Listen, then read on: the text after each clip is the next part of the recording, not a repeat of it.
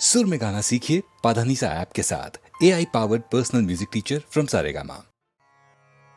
कामैस्तैस्तैर्हृतज्ञानाः प्रपद्यन्तेऽन्यदेवताः तं तं नियममास्थाय प्रकृत्या नियताः स्वया।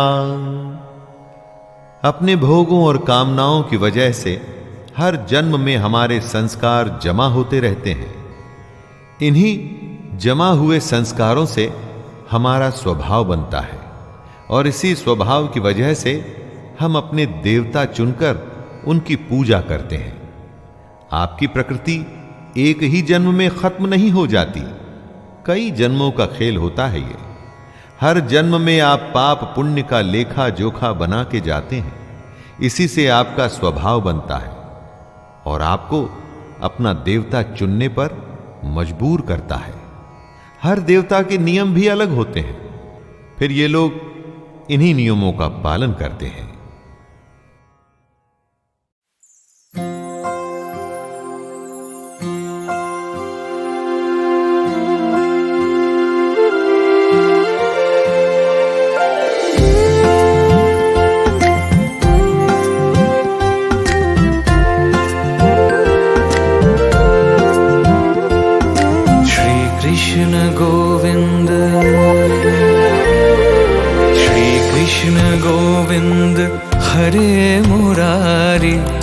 कृष्ण गोविंद हरे मुरारी, हे नाथ नारायण वासुदेवा।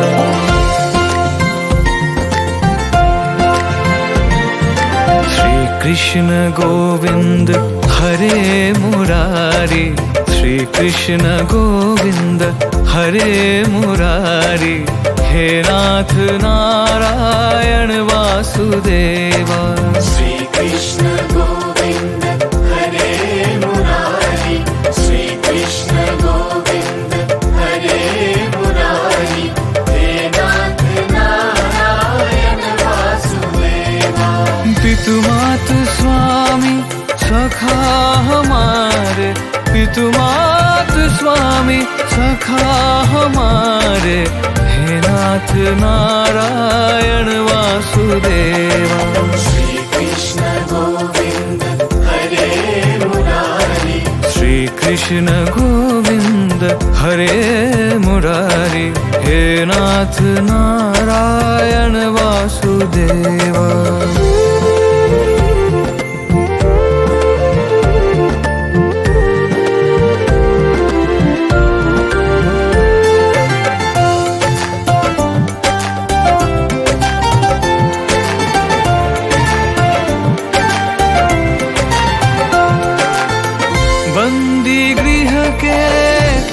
अवतारी, बंदी गृह के तुम अवतारी, कहीं जन्मे कहीं पले मुरारी।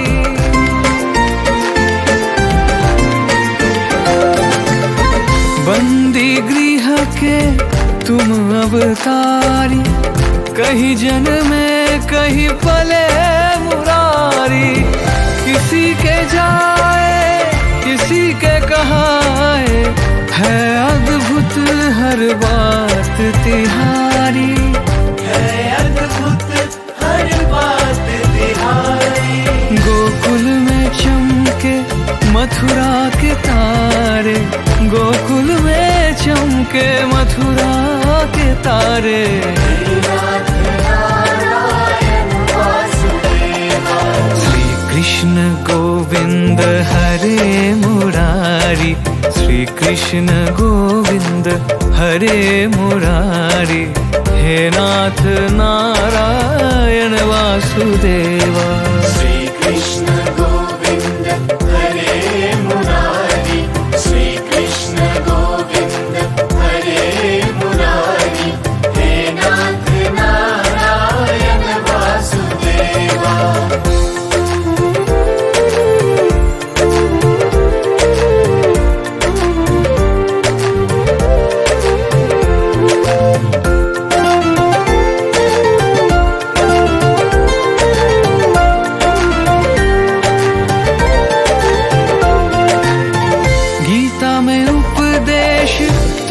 तुमने सुनाया, गीता में उपदेश तुमने सुनाया, धर्म युद्ध को धर्म बताया।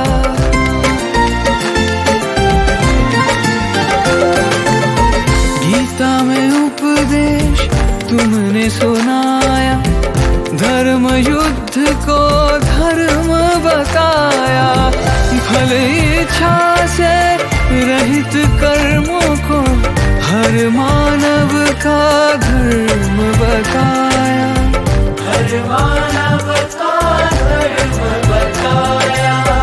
अमर है गीता के बोल सारे, अमर है गीता के बोल सारे।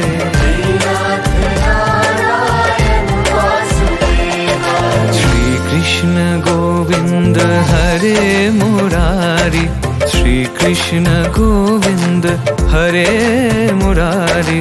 हे नाथ नारायण वासुदेवा, पितुमात स्वामी सखा हमारे, पितुमात स्वामी सखा हमारे। हे नाथ नारायण वासुदेवा। श्री कृष्ण गोविंद हरे मुरारी, हे नाथ नारायण वासुदेवा। श्री कृष्ण गोविंद हरे मुरारी, हे नाथ नारायण वासुदेवा, हे नाथ नारायण वासुदेवा, हे नाथ नारायण वासुदेवा।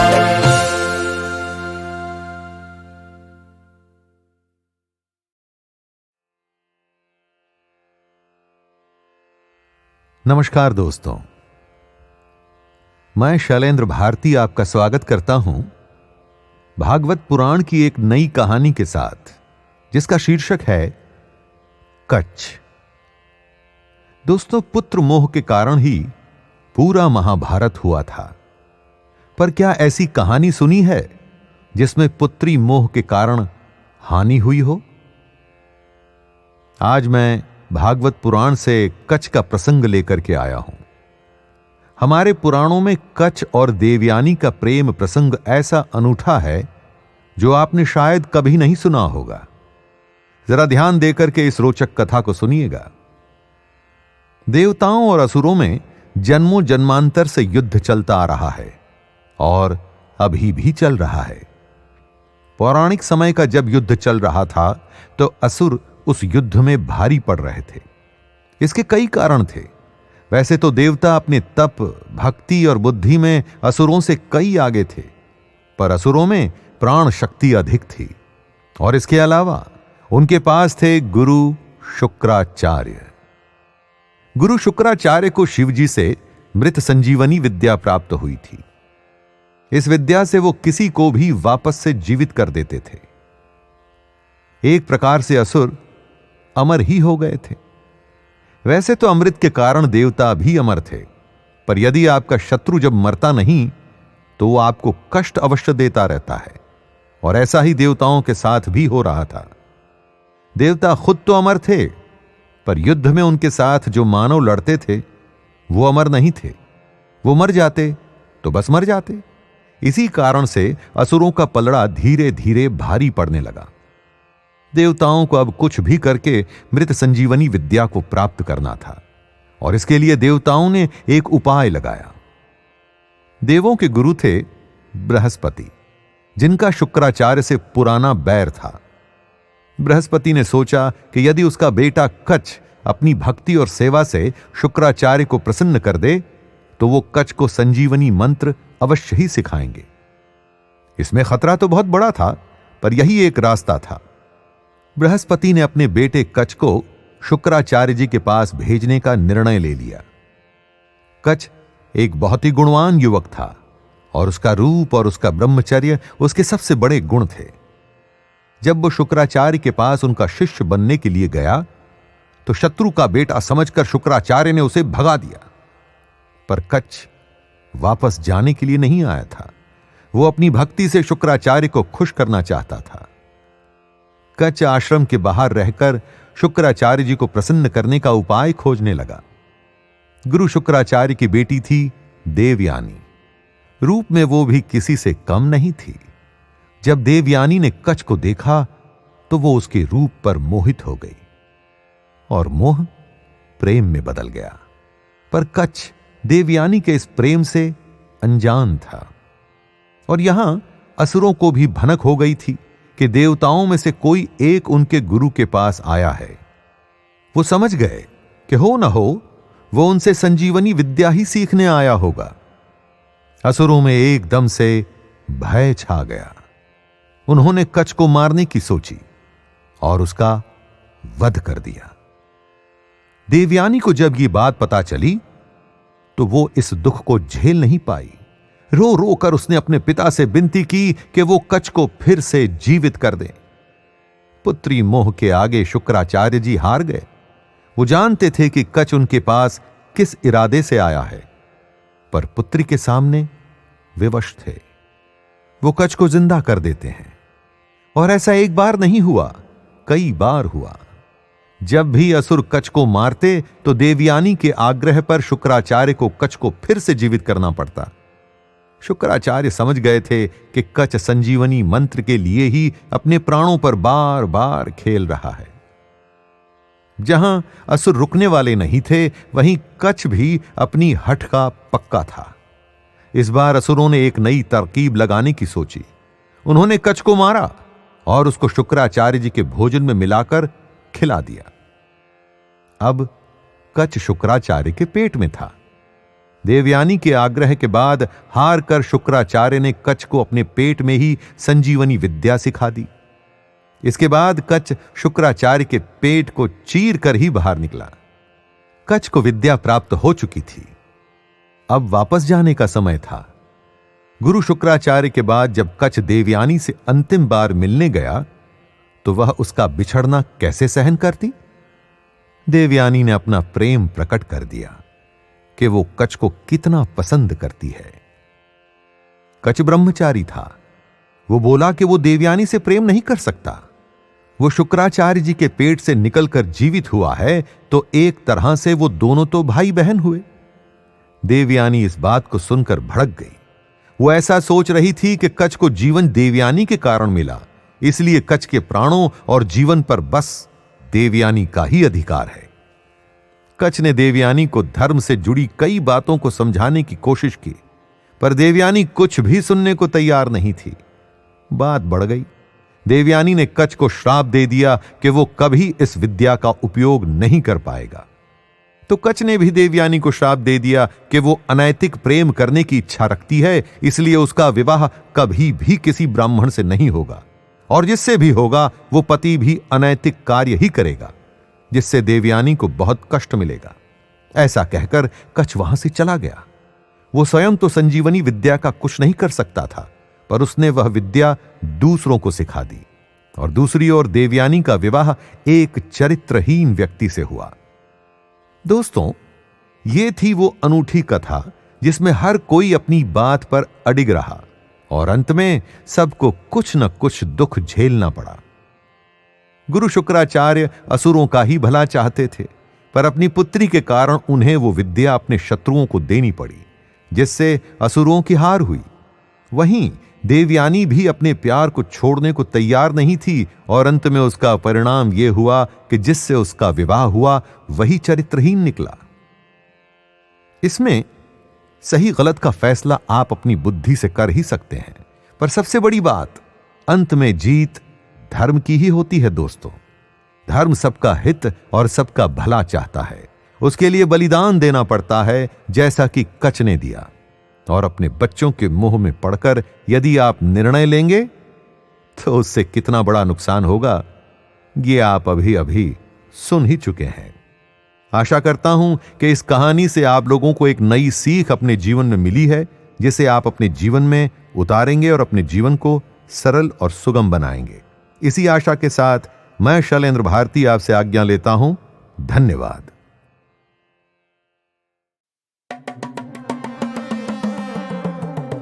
त्रिपुंड में तेरे तीनों ही लोक हैं, एक साथ में ही समाये हुए। हाँ, ध्यान योग में बैठे रहते हैं, भस्मी भभूति लगाए हुए। त्रिकालदर्शी आदि महर्षि तू है महादेवा। बाबा जटा में तुमने संभाली पाताल की गंगा। हर हर हर हर हर हर हर हर महादेवा। हर हर हर हर हर हर हर हर महादेवा। हर हर हर हर हर हर हर हर महादेवा। हर हर हर हर हर हर हर हर महादेवा। जय भोलेनाथ जय हो प्रभु, सबसे जगत में ऊंचा है तू।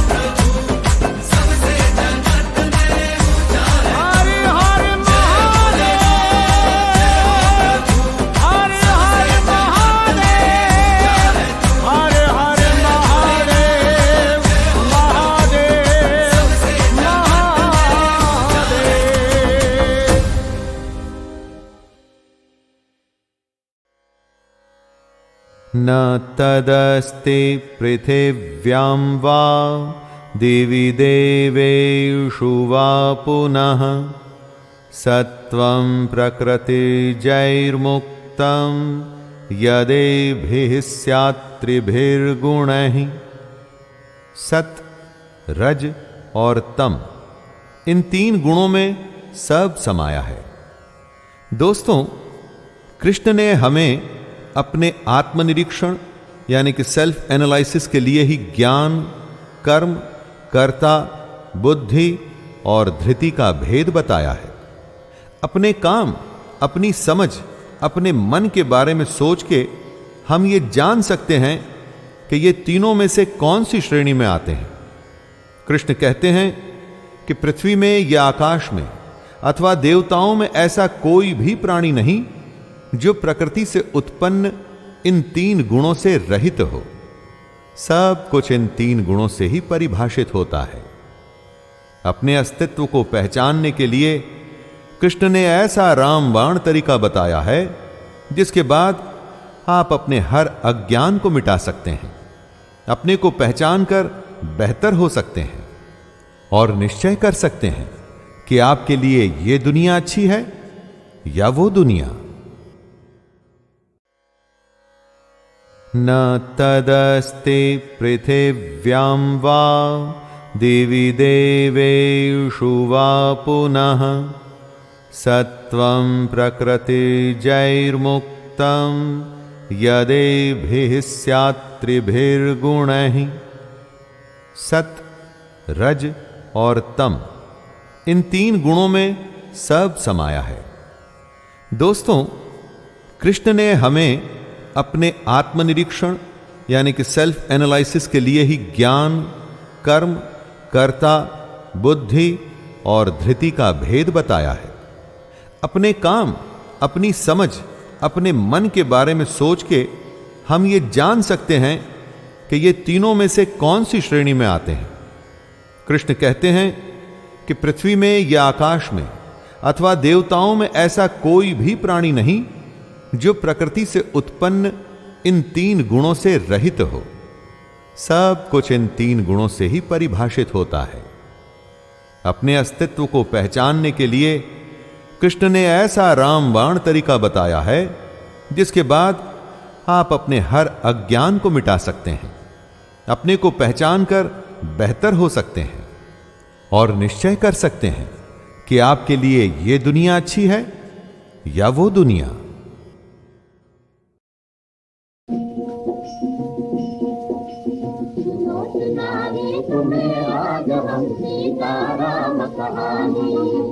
जनक सुता सीता मंदिर में जब पूजन को जाती थी, मन मना वर मिले मुझे बस ये ही आस मनाती थी। राम प्रेम में सुध बुध खोकर पगली सी हो जाती थी। राम मिले ना मिले मुझे ये सोच सोच घबराती थी। आखिर देवी बोली जा हो जाएगी मनमानी। आज हम सीता राम कहानी। आखिर धनुष तोड़ कर रघुबर सीता को घर लाए। दशरथ बोले सुख तब है जब राम राज हो जाए। के कई ने दुश्मन बन कर कुछ ऐसे जाल बिछाए। राज के बदले चले बनों को कौशल्या के जाए। लक्ष्मण भी संग चले सिया भी चली एक ना मानी। आज हम सीता राम कहानी। कुछ दिन गुजरे पंचवटी में कुटिया एक बनाई। रावण हर ले गया सिया को रुदन करें रघुराई। जात मिले हनुमान जिन्होंने सीता की दिखाई। दर्श किए वह देवी के लंका में आग लगाई। किया समुंदर पार किया भी लेकर आए निशानी। आज हम सीता राम कहानी। आखिर रावण मरा सिया को रामचंद्र ले आए। अग्नि परीक्षा हुई सती के नैना बर भर आए। गुजरे 14 वर्ष बनों के लौट अयोध्या आए। राज सिंहासन हुआ राम का नर नारी हर जाए। सब कहते थे सीता माँ की नहीं जगत में जानी। आज हम सीता राम कहानी। एक दिन सुना राम ने ये दुर्वासी शोर मचाते हैं, रावण के घर रही सिया को सब उल्टा बदलाते हैं। बुद्धि आप बिगड़ती है जब दिन खोटे आ जाते हैं, रामचंद्र सीता को फिर वनवास का हुक्म सुनाते हैं। हाय जगत के जोहरी ने हीरे की कदर न जानी। तुम्हें आज हम सीता राम कहानी।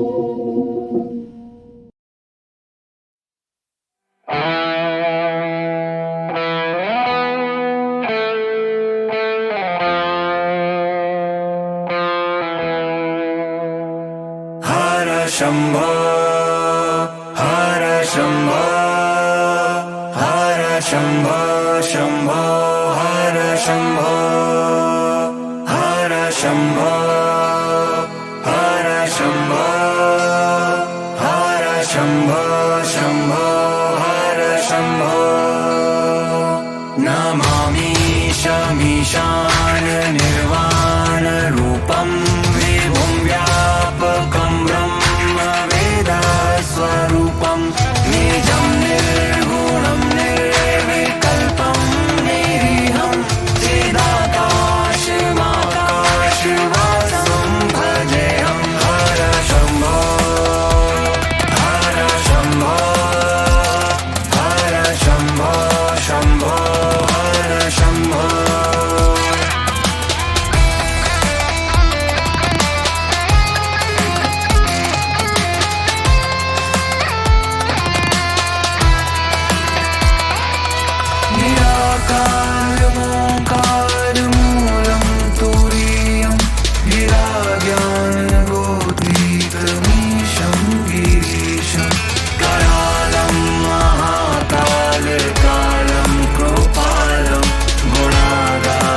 संसार पारं नतोऽहं तुषाराद्रिशङ्काश गौरं गभीरं मनोभूतकोटिप्रभाश्री शरीरं स्फुरन्मौलिकल्लोलिनी चारुगङ्गा लसब्दालबालेन्दुकण्ठे भुजङ्गा। हर शंभो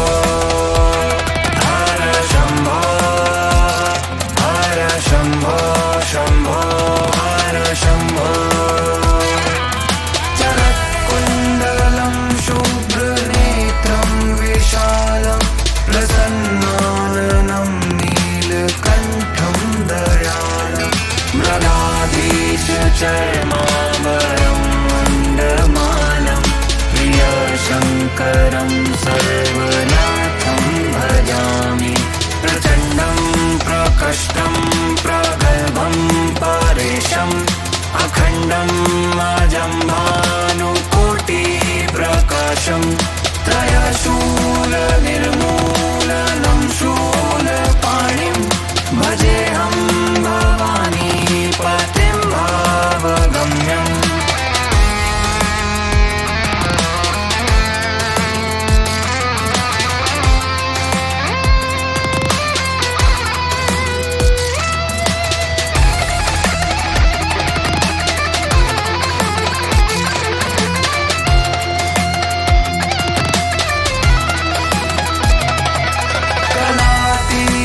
कल्याण कल्पान्तकारी सदा सच्चिदानन्द दाता पुरारी चिदानन्द सन्दोह मोहापहारी प्रसीद प्रसीद प्रभो मन्मथारी नयावधो मानाथ पादारविन्दं भजन्ति लोके सुखं शान्ति संतापनाशं प्रसीद प्रभो सर्वभूताधिवासं।